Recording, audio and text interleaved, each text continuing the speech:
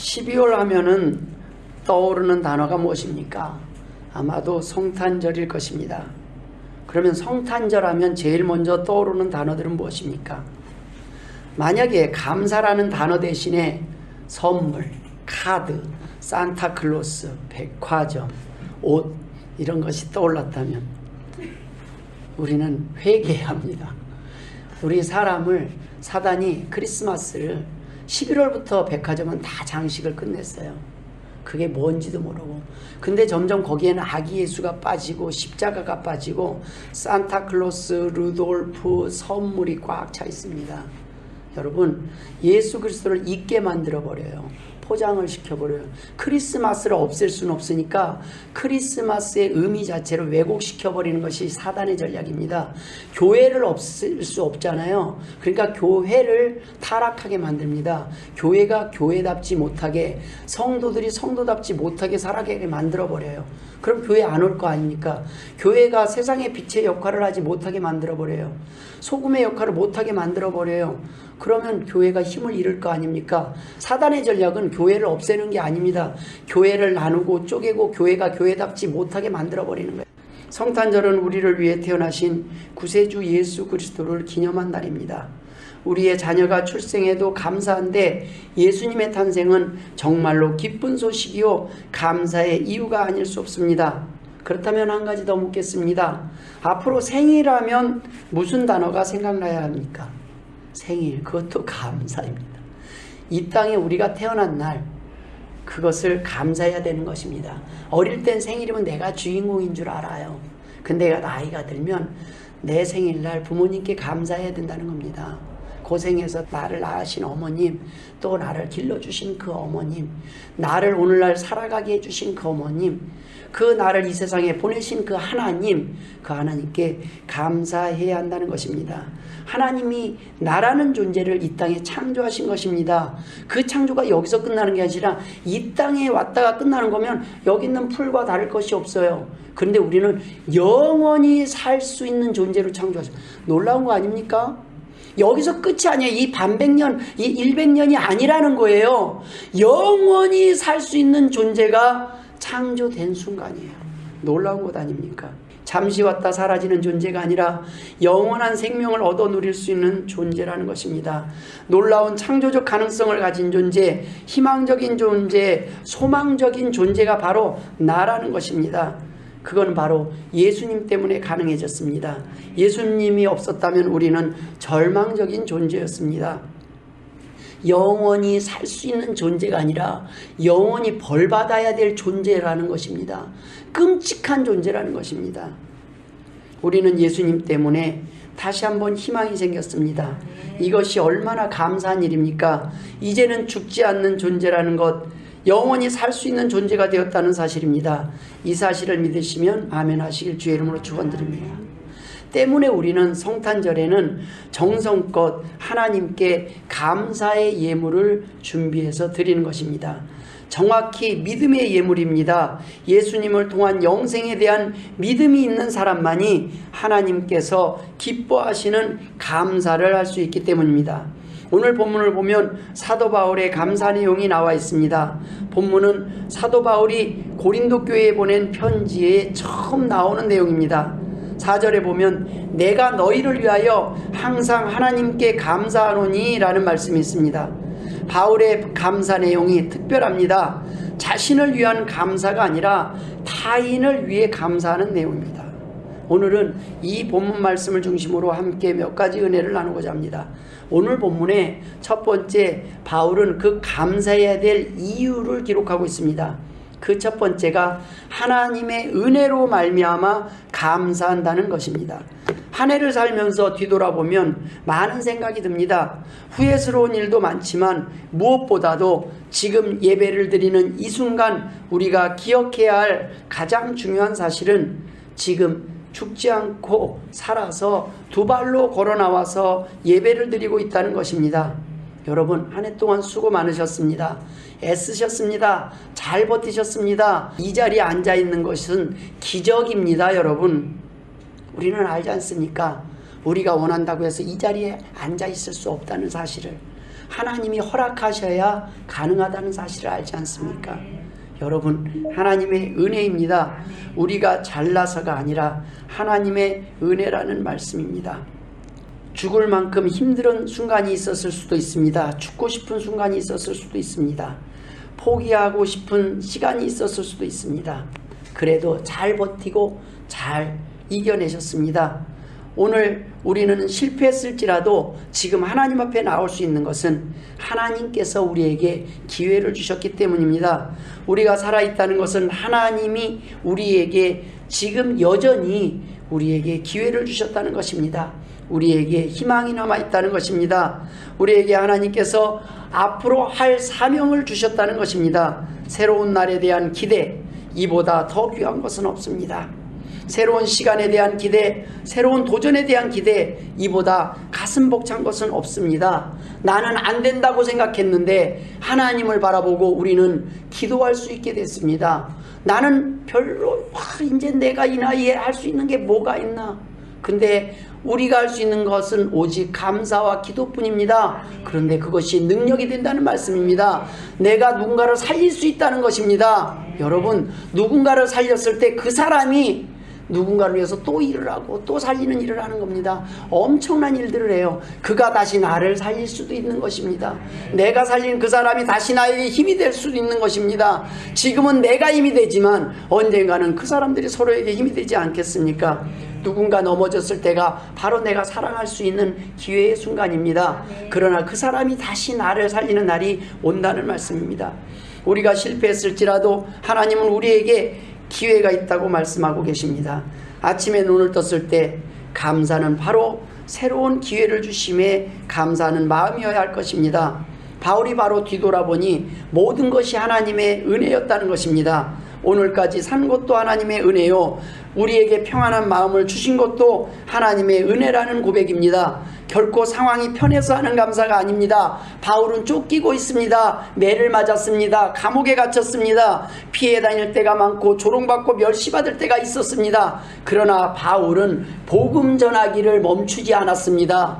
복음만 안전하면 바울은 로마 시민권자이기 때문에 엄청난 권세를 누리며 사는 거예요. 기득권자이기 때문에 보장받은 삶을 사는 겁니다. 바울은 누구보다도 공부를 많이 한 사람이었습니다. 굳이 고생할 필요가 없었어요. 바울은 재판 없이 함부로 그를 감옥에 가둘 수도 매를 때릴 수도 없는 사람입니다. 그만큼 바울은 그 모든 것들을 내려놓고 그럼에도 불구하고 복음을 전했습니다. 후회하지 않았습니다. 결코 편해서 하는 감사가 아니라는 것입니다. 그렇게 스스로 매 맞을 곳을 향해서 가고 있습니다. 매 맞을 줄 알면서 가고 있습니다.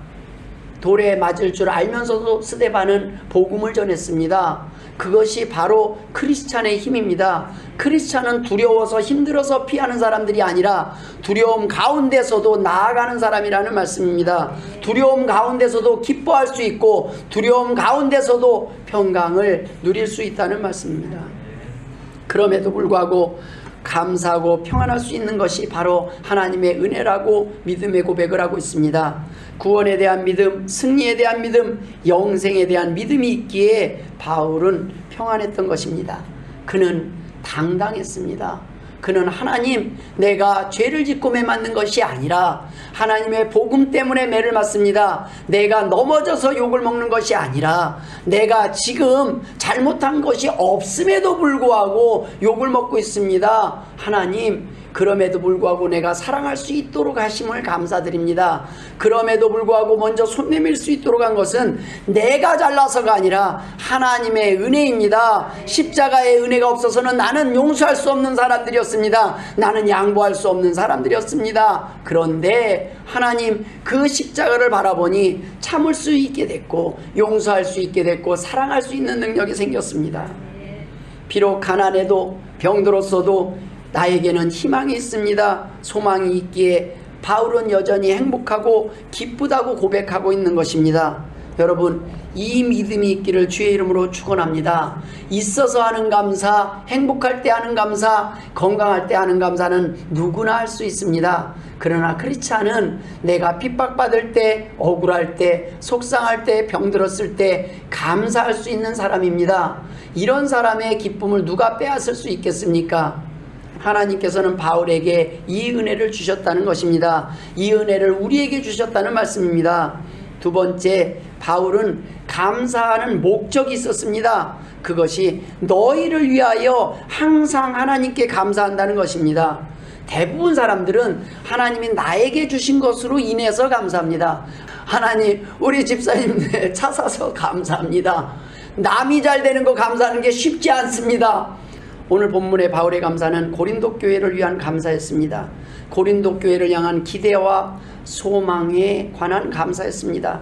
이 감사는 나에게뿐 아니라 타인에게도 영향을 미친다는 것입니다.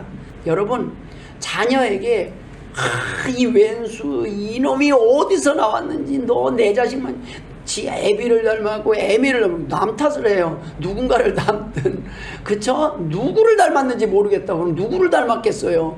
그 아이가 나면서부터 계속 그런 소리를 듣고 자라면 그 아이의 자존감이 뭐가 있겠습니까? 부모를 사랑할 수 있겠습니까? 너는 존귀한 아이야. 너는 귀한 아이야. 괜찮아. 하나님은 널 버리시지 않아. 저희 아버님이 맨날 넘어지는 저를 향해서 하신 말씀입니다. 괜찮대요. 공부를 좀 못해도 된대요. 하나님만 믿으면 된대요. 걱정하지 말라는 겁니다. 그냥 매번 그래요. 그래서 그런 줄 알았어요. 그런데 진짜 그렇더라고요. 여러분, 뭐 별거 없습니다. 세상에 저보다 자존감 강한 사람 많이 못 봤습니다. 저는 당당해요. 없어도 당당하고, 예, 당당해요. 왜요? 하나님 앞에 하나님께서 주신 당당함이기 때문입니다. 하나님께서 주신 권세이기 때문입니다. 하나님의 자녀의 권세예요. 그렇다고 막 죄 짓고 살라는 게 아닙니다. 죄 졌음에도 불구하고 하나님이 용서해 주시고 책임져 주셨기에 우리는 다시금 일어나서 의인답게 살 수 있는 우리가 소망이 생겼다는 겁니다. 기회가 생겼다는 겁니다. 세상 사람은 한 번 죄 지면 너는 그냥 감옥 가서는 찌그러져 있어 이거잖아요. 하나님은 된다고 하세요. 오늘부터 네가 맘먹고 다시 출발하면 너는 위대한 사람이 될 수 있다고 하는 겁니다. 세상은 다 뭐라 하면 이래서 안 돼 저래서 안 돼 난 이래서 살 수 없어 저래서 살 수 없어 할 때 하나님은 아니야, 내가 너와 함께 하겠다. 다시 한번 힘을 내보자. 용기를 내보자. 넘어지는 건 너뿐 아니야. 많이 넘어졌어. 베드로도 넘어졌단다. 위로가 됩니다. 아멘. 베드로가 넘어진 게 왜 그렇게 위로가 되는지 모르겠어요. 근데 천주교에서는 베드로를 제일 높여보지 않습니까? 일대 교황. 그쵸? 그런데 여러분, 베드로도 별거 아니에요. 3번이나 주님을 부인했대요. 그런데도 주님은 3번 꼭 집어서 불어요. 내 양을 먹이라. 내 양을 먹이라. 내 양을 먹이라. 주님도 뒤끝이 좀 있으신 것 같아요. 여러분, 우리가 하나님 한 번 힘들게 하면 하나님도 이렇게 보고 계시지 않겠습니까? 자꾸 힘들게 하지 맙시다. 우리 하나님 마음 편하게. 잘못했으면 우리는 하나님 죄송해요. 제가 또 깜빡했어요. 또 잊었습니다. 그리고 하나님 앞에 쭈뼛쭈뼛 나오면 하나님이 다시 새 옷 입히시고 다시 당당하게 나가서 살게 하시는 겁니다. 어제는 내가 죄에 빠져 있지만 오늘 다시 일어날 수 있는 것은, 죄에 빠진 건 나의 연약함이지만 나를 다시 세우셔서 오늘도 의로운 길로 선한 길로 행하게 하시는 분은 하나님이시라는 말씀입니다. 주의 말씀이라는 것입니다. 여기에 모든 그 감사의 이유들이 본문 5절 7절에 나와 있습니다. 너희가 그 안에서 모든 일 곧 언변과 모든 지식의 풍족함으로 그리스도의 증거가 너희 중에 견고하게 되어 너희가 모든 은사에 부족함이 없이 우리 주 예수 그리스도의 나타나심을 기다림이라. 얼마나 고린도 교회의 모습이 아름답습니까? 이런 내용들, 고린도 교회의 소식을 들을 때 바울은 기쁘고 감사할 수밖에 없습니다.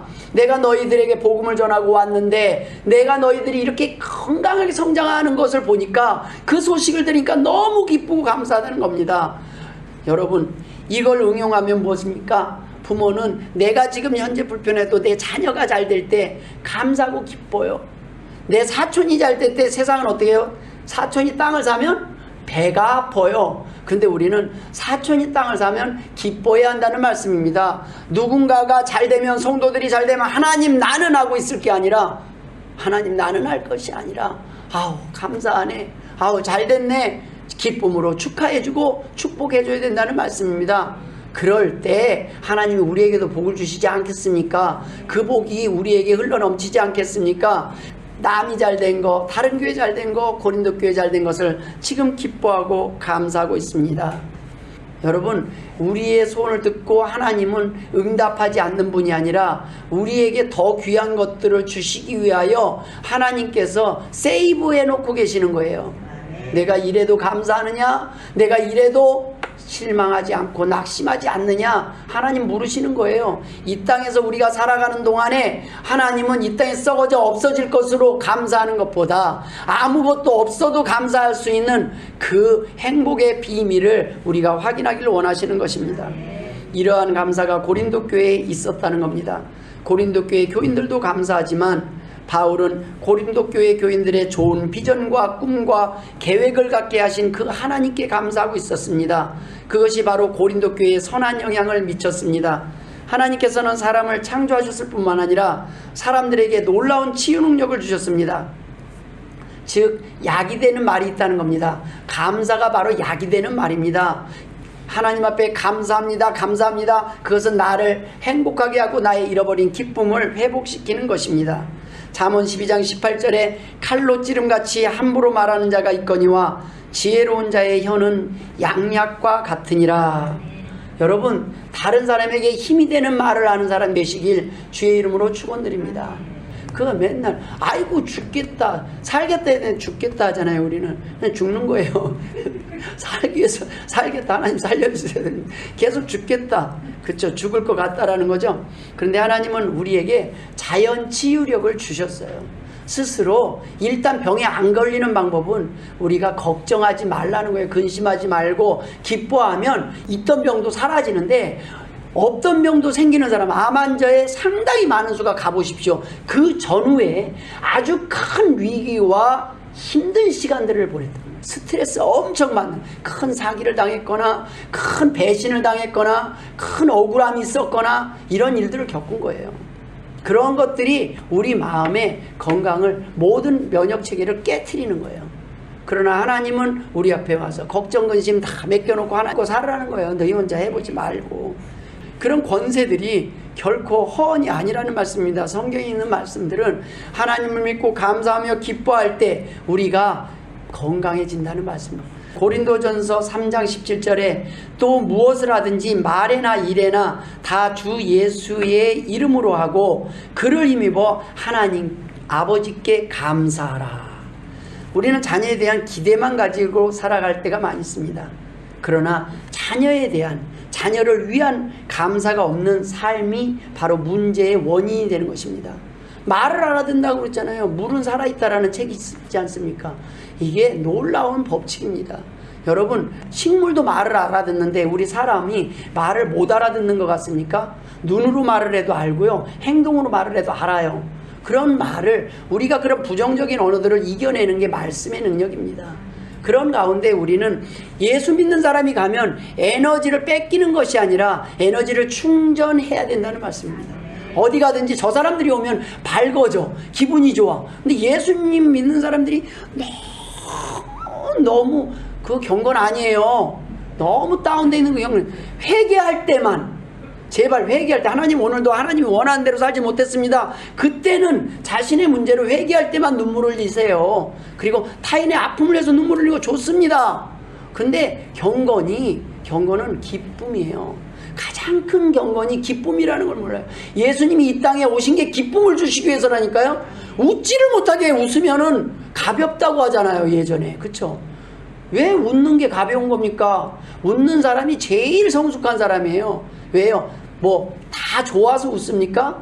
꿀꿀해도 웃는 거예요. 기분, 환경이 불편한데, 나도 불편한데 그냥 내가 바보 되면서 남 웃기려고 실없는 사람 소리 들으면서까지 그냥 좀 웃자고요. 우리가 누군가에게 줄 수 있다는 것은 누군가에게 받았기 때문입니다. 사랑을 받지 못한 사람이 사랑을 못해요. 그러니까 불평하고 투정하고 공격을 공격으로 받는 경험밖에 안 했어요. 그러니 싸움의 전문가가 되는 거예요. 싸움 한가닥 해요, 다들. 그런데 사랑하는데 한가닥 해야 돼요, 교인들은. 우리는 말씀이, 예수 그리스도의 은혜가 우리를 그렇게 바꾸고 바꿔야 될 이유를 주셨다는 걸 압니다. 그래서 아직도 잘 안 되기 때문에 경건에 이르는 건 연습해야 돼요. 훈련을 해. 그래서 가끔 연습하라고 샘플 문제들을 줘요. 근데 우리들한테 생기는 문제가 제일 쉬운 문제예요. 바깥이 더 힘들어요.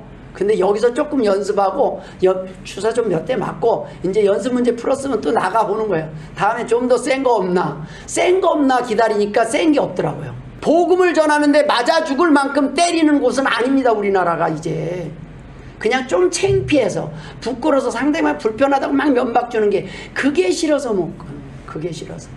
여러분, 주를 위해 조금 욕 먹읍시다. 그러면서 우리는 복음을 전해야 한다는 말씀입니다. 누군가를 위해서 격려와 칭찬과 지지가 필요해요. 사람들에게 찌그러져 있는 사람이 괜찮아, 당신도 할 수 있어. 하나님은 당신, 가늠한 여인 돌로 쳐 죽이라고 했을 때 주님은 안 된다고 그랬어요? 가서 다시는 죄를 범치 말라 하지만 이제부터 너는 새롭게 살으라는 거 아니에요. 왜 내가 바로 죄인이기 때문에 하나님이 우리를 회복시키기 위해 주님이 돌아가신 거 아니겠습니까? 우리는 그 십자가의 보혈의 공로를 가볍게 생각해서는 안 됩니다. 우리는 누군가를 지지하는 응원자가 되어야 합니다. 누군가를 위해서 힘이 되는 사람이 되어야 됩니다. 교회의 선한 계획을 위한 감사가 필요하다고 바울은 말하고 있는 것입니다.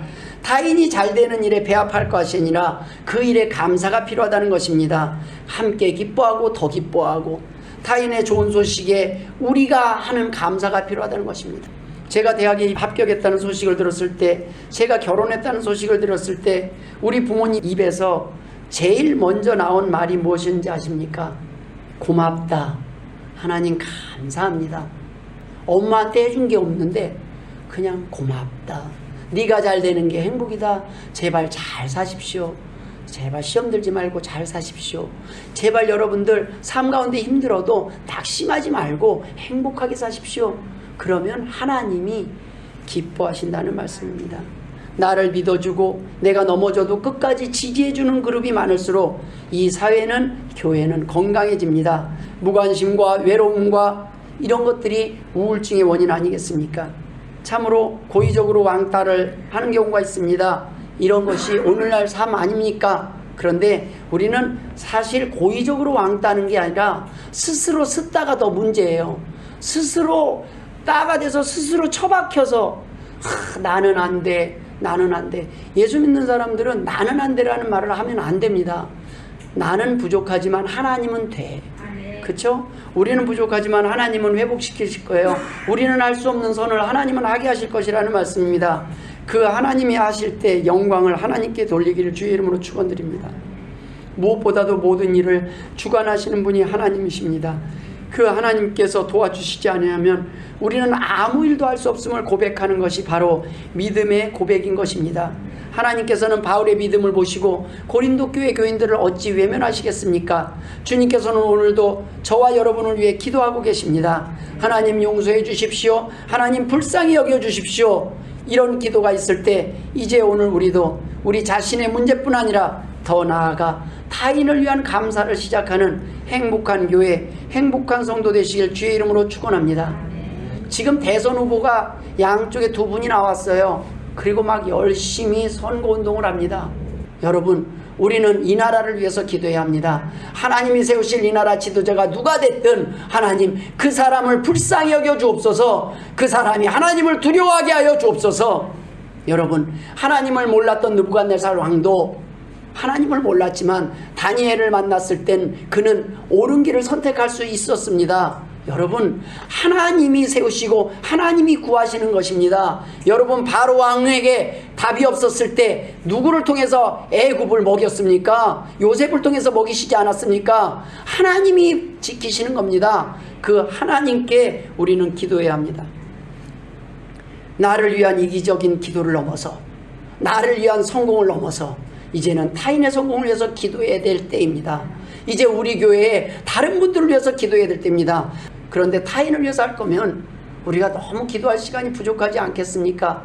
하나님께 기도하고 맡기고, 또 우리는 또 다른 사람 또 주시면 또 붙잡고 기도하고 맡기고, 그리고 하나님이 하신 일들을 봐가면서 기도가 어떻게 응답하시는지 간증하는 것이 우리의 할 일입니다.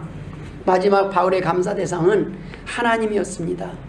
오늘 본문 8절 9절에 보면 너희를 불러 그의 아들 예수 그리스도 우리 주와 더불어 교제하게 하시는 하나님은 미쁘시도다. 너희들끼리 교제하게 하신 분이 우리가 아니라 하나님이랍니다. 하나님이 모아주시고 여러분과 제가 가족이 되게 하셨다는 거예요. 피 한 방울 섞이지 않은 가족. 피 한 방울 안 섞였기 때문에 우리 사랑이 진짜인 겁니다.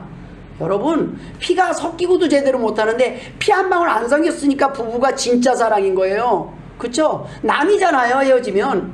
그런데 그 사람을 사랑할 수 있게 된 거예요. 우리는 아무것도 아닌 것 같지만 우리를 가족으로 만드신 분이 하나님이시라는 말씀입니다. 하나님의 형제 자매로 만드셨다는 말씀입니다. 끝까지 우리를 견고하게 하실 분은 바로 하나님이십니다. 우리의 결심은 믿을 수가 없습니다. 또 넘어질 것입니다. 그러나 나를 부르신 이가 하나님이시고 나를 만드신 이가 하나님이시지 않겠습니까? 우리를 만들어 가실 것입니다. 우리를 세워 가실 것입니다. 우리를 주로 더불어 주님이 원하시는 가족으로, 교회로 세우시고 교제하게 하실 분이 하나님이시라는 것입니다. 바로 그분이 우리의 하나님이시기에 우리는 그분을 믿기에 우리는 행복한 것입니다. 바울이 이타적 감사를 하고 이타적인 삶을 살 수 있는 이유가 바로 여기 있었습니다. 하나님께서 우리의 기도를 들으신다고 믿었기 때문입니다. 하나님은 우리의 감사의 내용을 기억하십니다. 이전에 주신 것도 감사하지 못한 사람에게 새로운 걸 얼마나 주신들 감사하겠습니까? 더 주지 않는다고 불평만 계속하고 사는 겁니다. 하나님이 이걸 줬는데 이것도 안 주고 저것도 안 주고 안 준 게 더 많아요. 그러면 세상의 모든 것을 다 우리 집에 갖다 쏟아놓으면 우리 집은 난 누워 잘 곳도 없는 것입니다. 여러분, 우리가 필요할 때 가져올 수 있도록 해놓지 않았습니까? 이마트 가보십시오. 여러분의 필요한 걸 하나님이 다 준비시켜 주셨습니다. 여러분의 하나님은 돈만 주시면 됩니다. 거기 창고도 다 지어놨잖아요. 모아놓고 쌓아놓고 걱정 안 해도 돼요. 돈만 있으면. 그래서 부자는 카드 하나 달랑 갖고 다니더라고요. 다른 거 필요 없어요. 우리는 하나님의 카드, 믿음의 카드를 사용해야 됩니다.